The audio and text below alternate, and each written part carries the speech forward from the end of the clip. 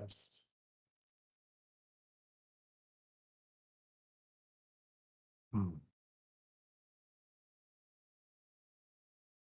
Test, test. Okay.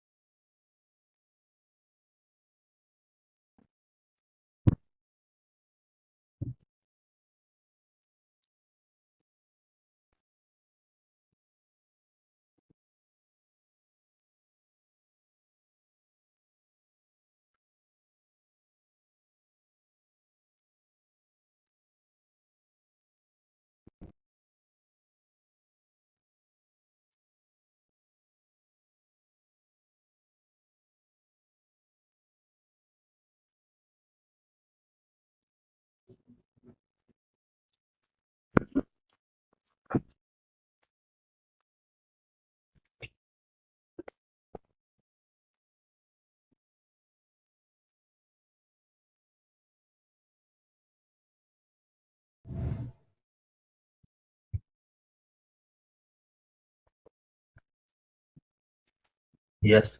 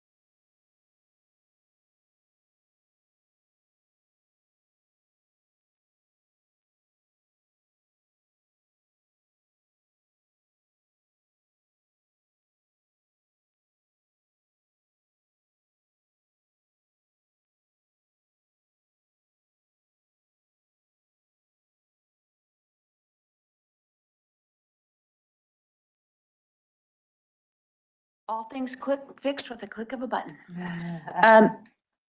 We have Diane Barker here today, Miss Barker. You have 3 minutes at the podium.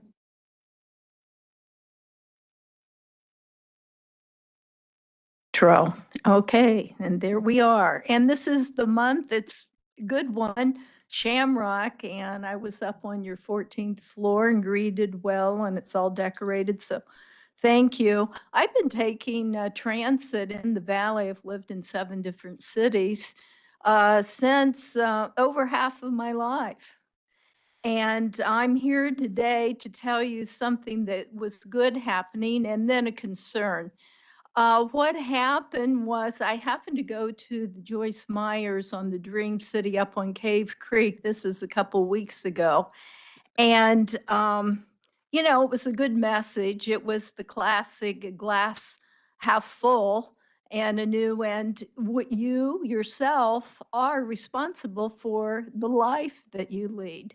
So anyway, coming back down, it was about 10:30 and Sunny Slope Transit was packed.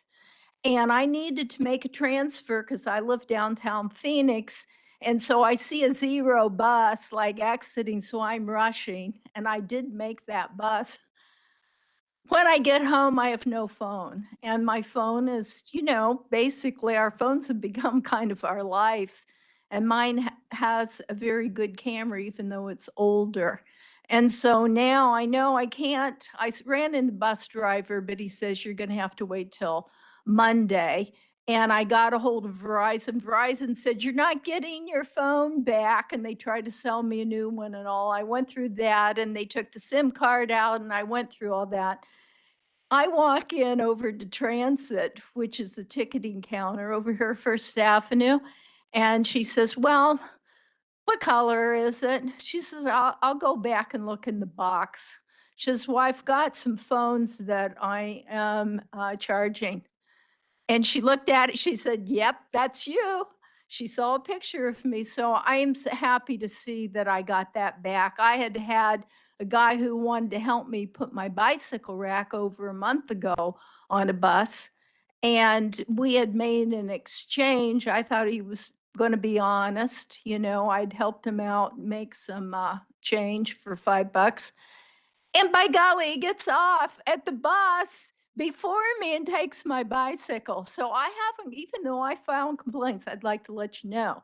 I've got the number for in transit and I've got the police department. I've checked up several times. Nobody cared to get back with me. So that is a concern. And also some of you know that I was put out of a public meeting on January 25th. And where I'm going with that, I have contacted the city of Phoenix. And, rather than file all these Title VI complaints and go through all that, I've been there before. I'm not doing that, but I want to know the compliance of all these entities that's whether it's ADA, Title VI, because we're going to have a referendum and it's important that the public is included. Thank you.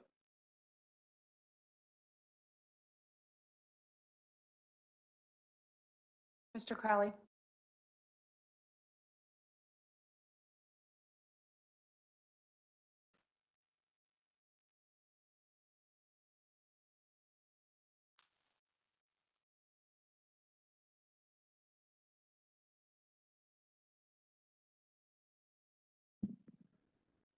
In the minutes, I would like it to reflect that I'm going to be inputting on each of them, and there are specifics on the rail and the Transit Management Committee. And if it need be that the chair would, when you're doing that meeting and doing those items, have it referred that in the minutes it show what I've inputted. And the first one is on the joint, the facilities maintenance service contract award. I love that y'all are so much into look at this. It's $10 million, and of that 700,000 is going to be for RPTA. That's less than 1%, less than 1%. But then when it shows in the document what the things are that you're going to do, the bus maintenance facility in Mesa was the top one. So 1% of that contract, and you're showing that then it's multimodal, not. When you do the consents, I would appreciate it for transparency. In the minutes, it says consent passed. Show what in the consent was passed. I believe that would be a more positive thing. And now on to the intergovernmental agreement with the Department of Transportation for Route 6 to 85. These are the people that killed, along with your employee over there, killed the Wickenburg connector. The agency said it wasn't producing like it should, and ADOT said there are other places that the money needs to go to. So I'm glad that we're still getting what Congressman Pastor helped to do, and that was take the route all the way down to Ajo and Y. And in fact, the Tucson system also connects to there. So you are able to go from Phoenix to Tucson using the two systems, but that hasn't been dealt with or shown. Now to the Valley Metro Rail, the operating capital budget, that'd be their item 3. And on the first one, or on the one for transit management, that would be on the consent agenda B1. You look in there, it shows PTF funding is how much? 20%. And it shows you're using that in 70 and 25. What happens after that? Where is your plan? You need to bifurcate the agencies so that where is the funding going to be coming for yours, showing it, because with over 20% as in the PTF funding, but then you go the matching federal funds, 40% of the funding. So how are you going to be doing and what are you going to be doing? You need to separate, because with, I'm just going to cover this. This is one of, I know that, I'm just saying that you are so much into the rail. This is the little piece of swag that I got from you guys a long time ago. Mr. Crowley, please This is take the your current seat. one. That's a rail car. Mr. So are Crowley, you please Valley take your Metro seat. Rail or a blend? That's all for public comment today. All right, thank you. It's now time for the Chief Executive Officer's report. Ms. Medford Miller, please. Thank you, Madam Chair. Good morning, members of the committees. I've got a few updates for you this morning. First, I want to invite you to our spring fiesta on Central Avenue. We conducted a fall fiesta on Central in partnership with City of Phoenix and communities along the South Central corridor. This is a celebration of the community. It's going to be held at Central and Baseline. We expect that we will have more than 30 businesses as we did in the fall. This is also an opportunity for Valley Metro and our City of Phoenix partners to share our progress on the South Central alignment, which we'll talk about in just a moment, but wonderful opportunity. It really is geared toward families who live and work in the South Central community. Special thanks to Valley Metro Rail Chair Pastor for her continued support, and she is a speaker at each of these programs. So we have food, vendors, entertainment. It really is a lot of fun. Just a few days in advance of Earth Day. So what a great celebration. Shifting over to our Commute Solutions program, I want to give you an update on our van pool program. This is an item that went before the board last year, and we have now completed our transition to a new van pool contract effective January 1. We went from the agency-owned vehicle model now to vendor-owned vehicle model.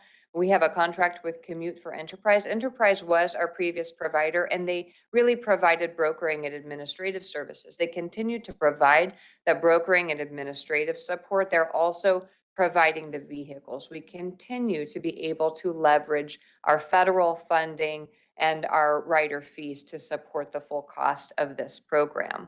As of February 27th, we have transitioned 64 of our 218 vans.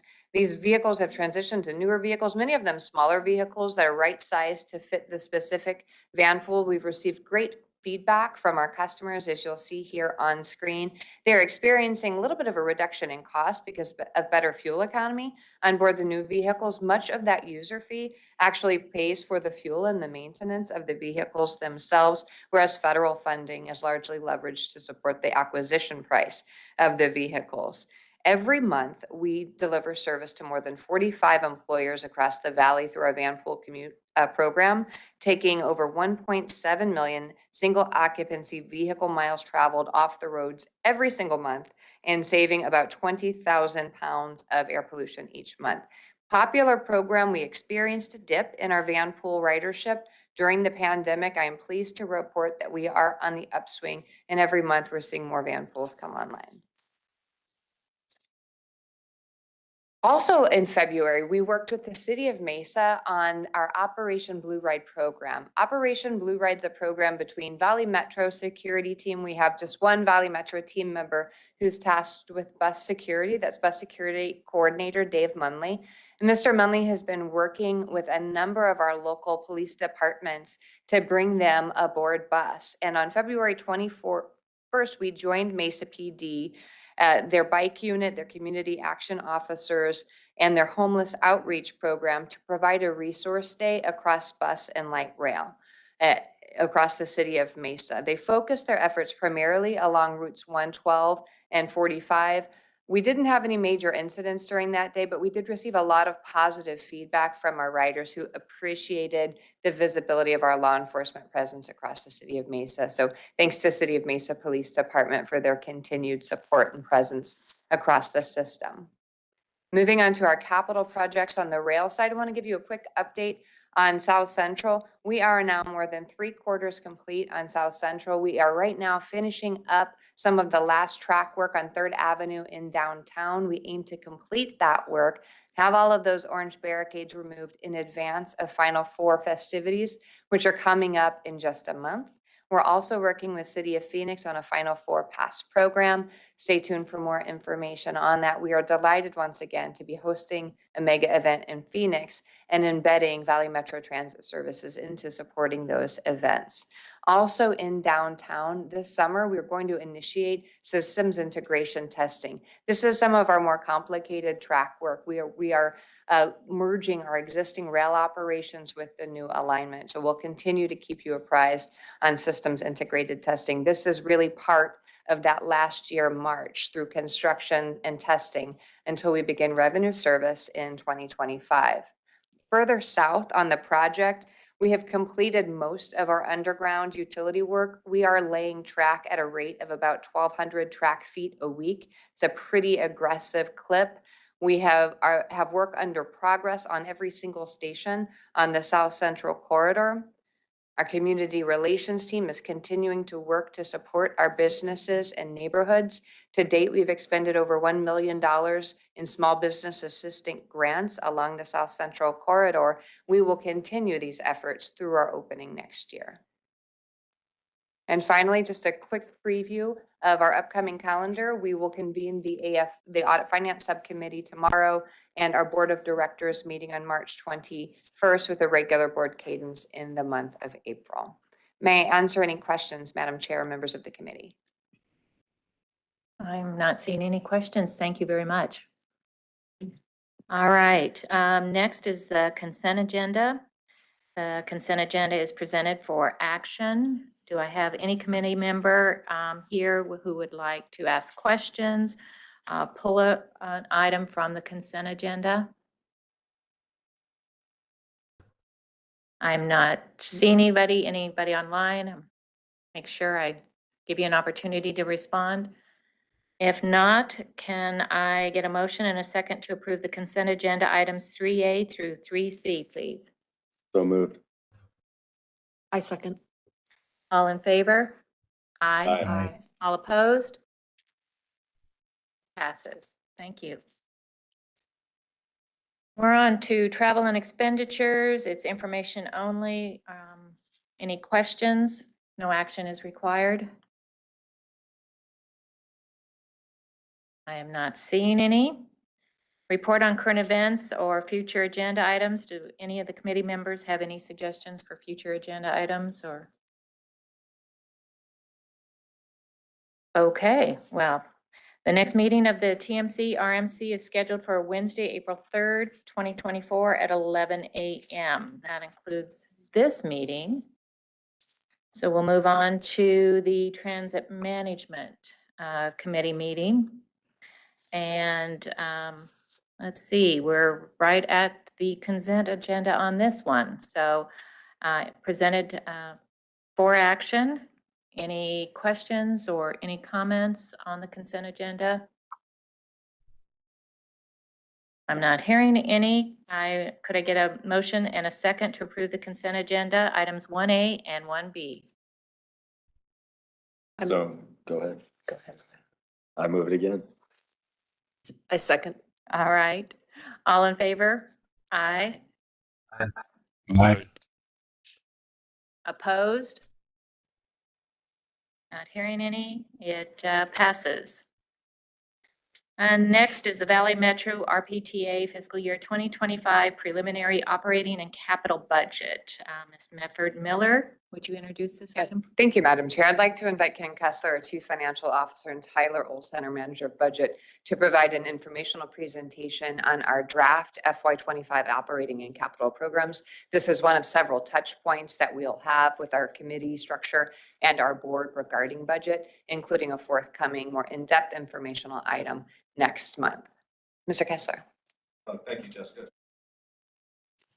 Are we on? Okay, there we go. Thank you, Jessica. Madam Chair, members of the committee, just want to briefly go over a high-level overview of the preliminary budget for FY25. Just going to hit on some high points here in this presentation. And as Jessica mentioned, we'll get into details more with your staff and financial working group, and then the audit and finance subcommittee, and then this committee and the board in the coming weeks and months ahead as we go through our annual budget development process. And we did provide this information to your staff at the last month's financial working group and had a little bit of a discussion there on the preliminary budget. So I just want to make sure you're aware of that. So just some of the high level operations on the bus side estimates comparing current year to the new budget year FY25, looking at some increase in boardings and the cost changes from year to year. Next, a similar look for paratransit, looking at projected trips for next year, as well as estimated operating costs at this point. And then for ride choice as well, seeing pretty significant growth in this program in terms of trips going forward. As I think we're all aware, this has been a very popular program that has been growing since its inception. And this is a high level look at the estimates for operations for FY25 compared to the current year. I do have a hand up, so do you prefer to finish first? I could take questions as we go. That's fine. Okay, Mr. Burke? Thank you, Madam Chair. Ken, thanks for the opportunity. Just back on the paratransit, was there a particular reason that you saw the decline in trips projected for the next year? I believe, and I don't see Tom here, but my understanding is really the decline in paratransit is really partly due to the increase in ride choice. We see more folks shifting to ride choice versus paratransit, which is the desire of the agency to see that happen. So that's actually a good thing. Very good, thanks. Okay, so moving on. This is just a high level look at the use of funds for the total operating and capital budget.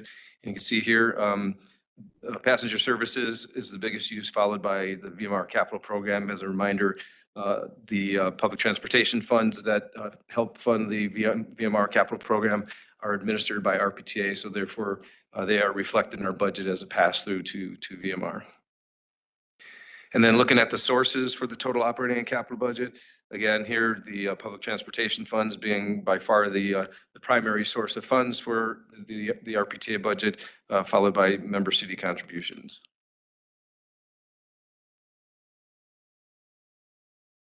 And then looking at the use of funds from basically a function type of look. So we see here fixed route operations. The biggest impact there and the change year over year is really the annual rate increases in the contracts, as well as a full year impact of the new East Valley bus contract in FY25.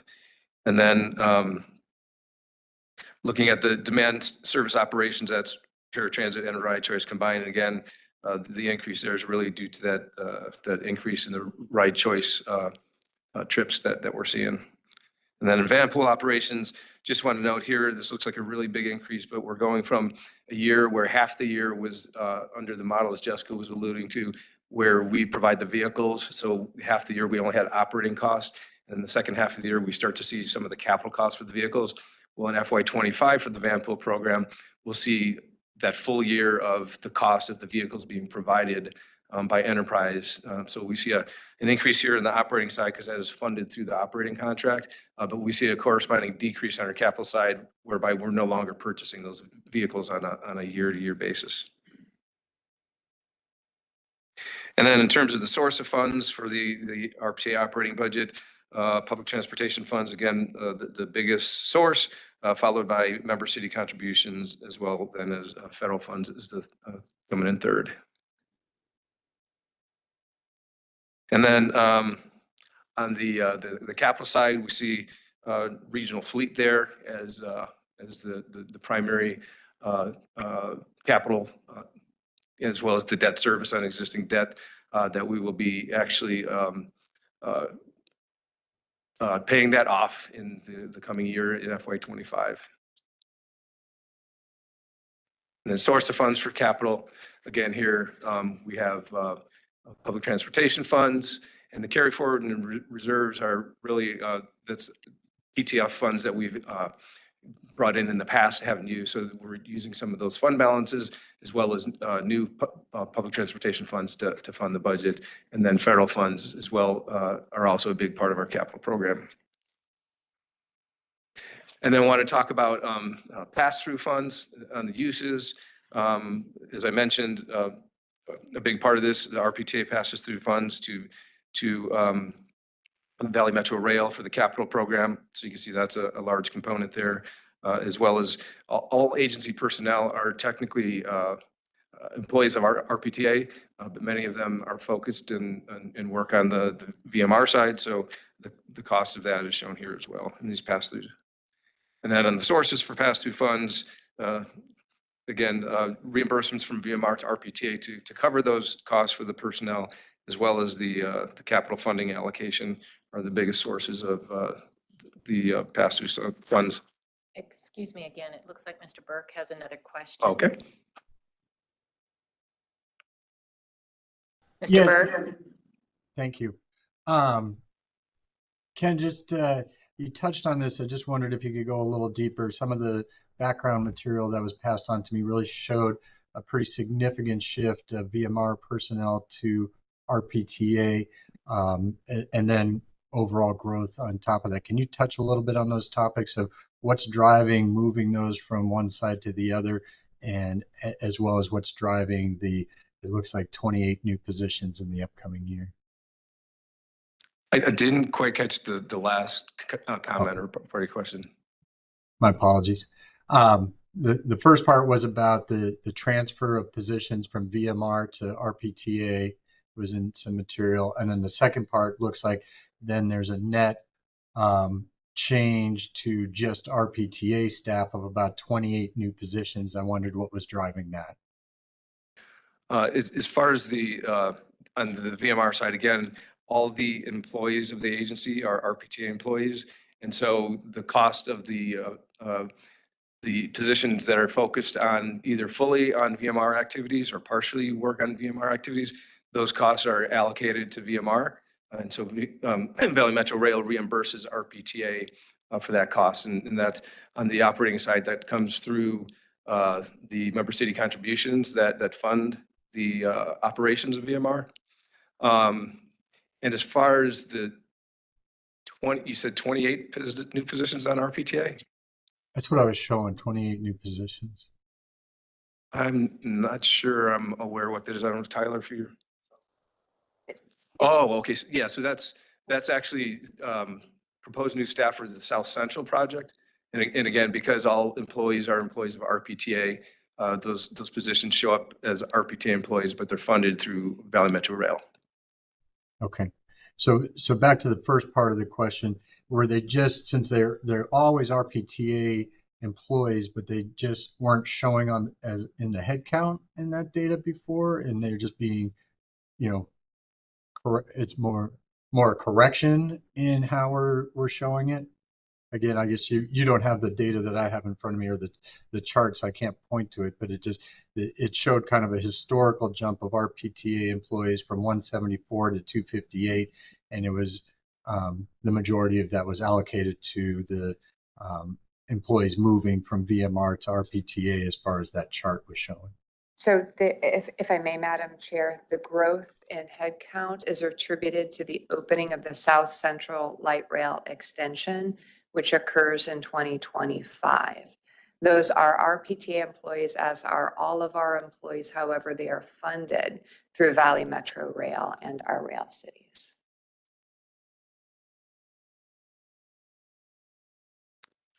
Any further questions, Mr. Burke? No, thank you. Thanks. All right, please go ahead. Okay, and then just finally want to show the schedule for the budget development process this spring. So we're here in March going over this high level look at the initial budget. We'll be going back to the financial working group next month. We actually have a combined financial working group RTAG meeting where we're going to get into all the details of the budget, those detail narrative initiatives. So we'll go through that, answer questions and look to potentially make any adjustments that comes out of that conversation. And then we'll be bringing that information back through to the committee as well as the AFS and following financial working group. And then we're looking this year, just wanted to mention, we're looking for adoption of the budget in May. I know last couple of years we did that in June, although I recall last year we did it in June, and it was mentioned by then AFS Chair Stipp that we probably could have got it accomplished in May last year because we kind of just stretched out the discussion a little longer on those detail initiatives. So we're gonna look at that a little compressed this year compared to last year. And one of the reasons there are a couple of things is to finalize those numbers. So member city, if there's any impacts to member city IGAs, they have time to react to that before going to council and getting approval ahead of the new fiscal year, as well as for our budget staff. When we approve the budget in essentially what is like the 3rd or 4th week of June, it leaves them very little time to load the budget in the system before the new fiscal year. And so this allows for that a little more flexibility. And of course, if as we go through the process, there's any questions or concerns that kind of push us out to June, we then have that flexibility. We could, accommodate a June approval action if it's necessary. Thank you. And that concludes my presentation. Happy to answer any more questions. All right. Any members have additional questions? Yes, please. Good morning, Ken. Real quick question on the right choice slide. I assume, and I know Tom's not here, but I don't know if anyone else can answer.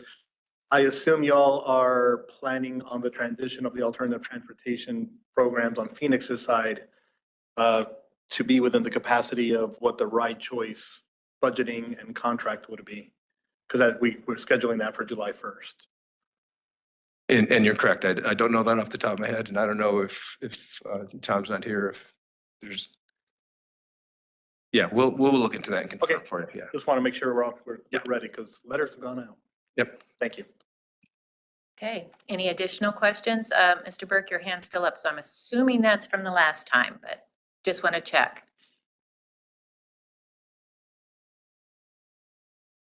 I'm not hearing a response. So this item was presented just for information only, so no action is required. Thank you. Thank you.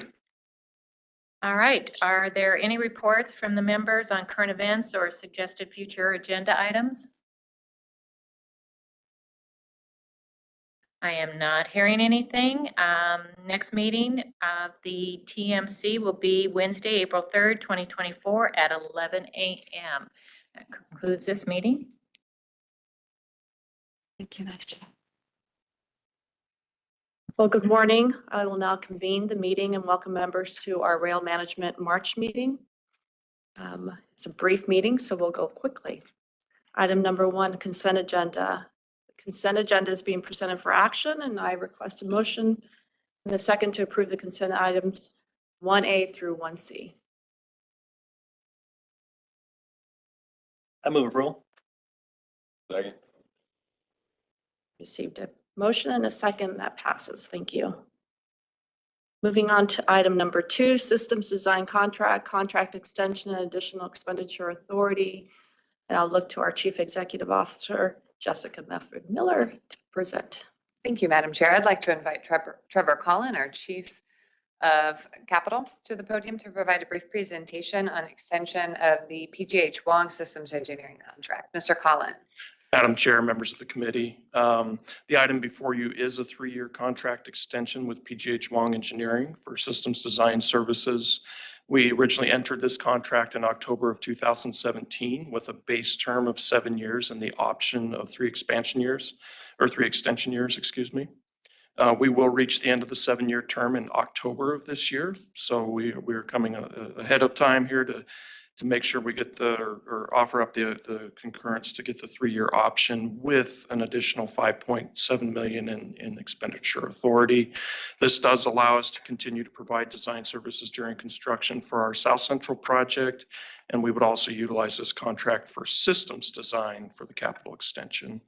The additional 5.7 million would result in an overall contract authority of $38.7 million. I'm happy to answer any questions.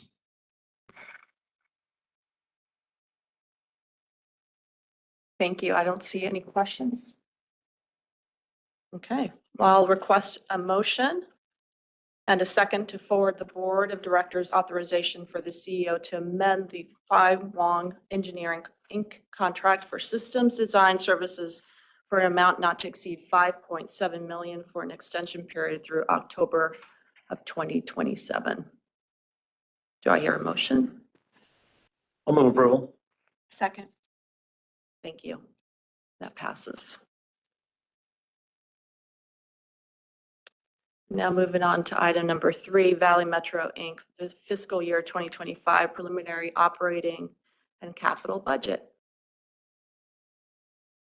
I'll ask Jessica. I'd like to again, thank you, Madam Chair, invite Ken Kessler, CFO, to the podium to provide an overview of the Valley Metro Rail operating and capital budget.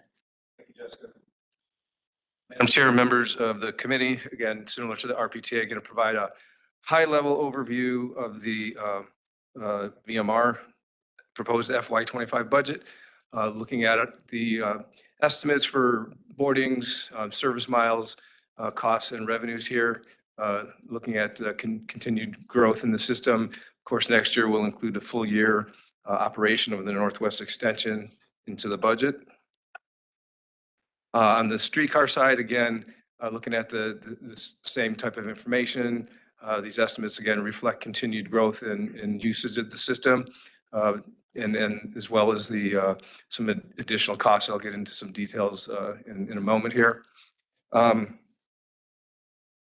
then on the project development budget, we're looking at a number of projects as well as some general systems planning and our project development activities underway for next year with an estimated budget of about $15 million for that program.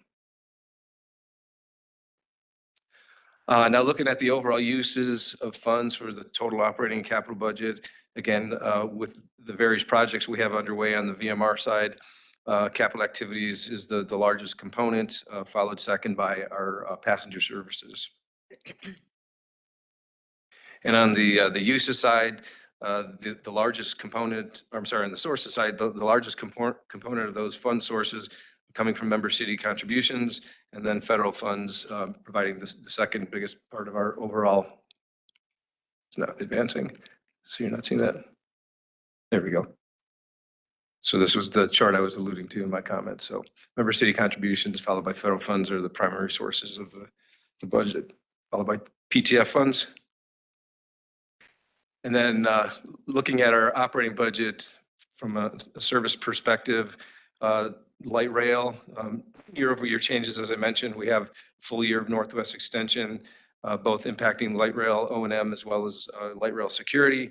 And then on the streetcar side, the year-over-year changes there primarily due to some additional maintenance costs.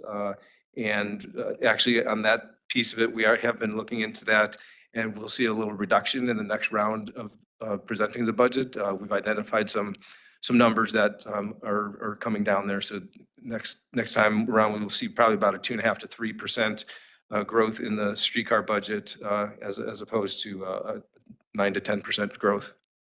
And then our agency operating, which is just general administrative support for the VMR agency. And then on sources of funds, primary sources here, member city contributions, followed by fares on the operating budget side. And then on our capital budget, the uses of funds there, primarily driven by the South Central Downtown Hub project, as well as the capital extension ramping up more in FY25. And then the fund sources for the capital program, in large part supported by federal funds, followed by public transportation funds, as well as member city contributions for those capital projects. And again, here's the schedule, same as I presented for the RPTA budget, and I'm happy to take any questions at this point. Thank you, Ken. Any questions? Okay. Thank you. This item is presented for information only, so no action is required. Thank you for the presentation. Moving on to item number 4, report on current events and suggested future agenda items. Any members wish to bring forward any current events or items?